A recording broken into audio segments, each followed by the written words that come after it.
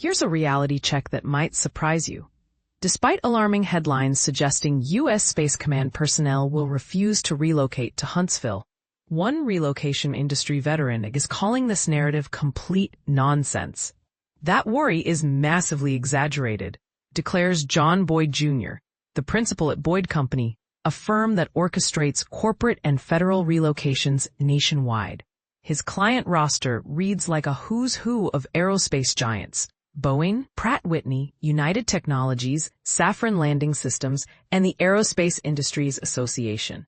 When someone with his track record speaks, people listen. But here's where it gets controversial. Are we witnessing legitimate employee concerns, or is this resistance narrative being weaponized for political purposes? The backstory involves an Inspector General's report from earlier this year that sent shockwaves through Alabama's political establishment. Space Command leadership expressed fears that up to 1,000 civilian employees, contractors, and reservists might simply refuse their relocation orders from Colorado Springs to the Rocket City. With Huntsville Mayor Tommy Battle projecting 1,400 direct positions coming to the area, that's a staggering 70% potential no-show rate. However, Boyd argues the economic mathematics tell a completely different story. When you examine the substantial cost of living benefits and dramatically improved housing affordability that Huntsville offers compared to Colorado Springs, this becomes an incredibly appealing opportunity, he emphasizes. Factor in that Huntsville's aerospace and defense sector is nearly twice the size of Colorado Springs. And consider the post-military career prospects with the region's major employers.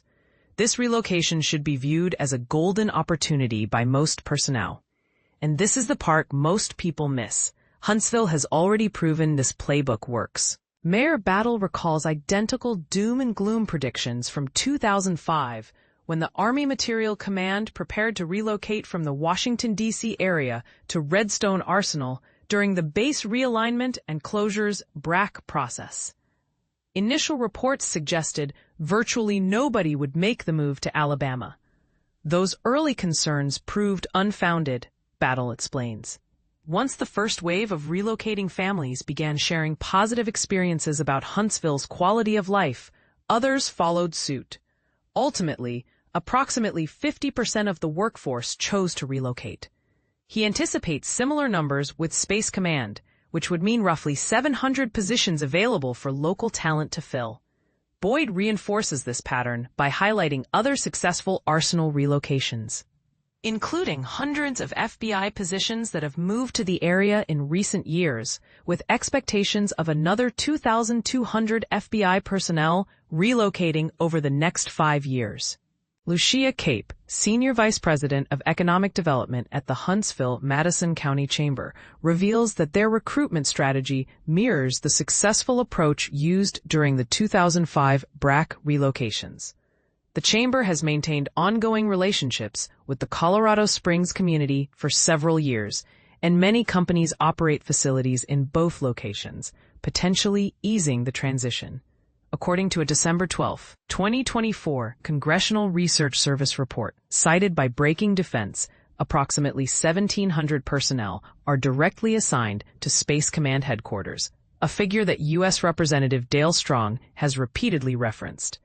The command's broader structure includes about 18,000 joint force personnel spread across 7 subcomponents in 6 different states.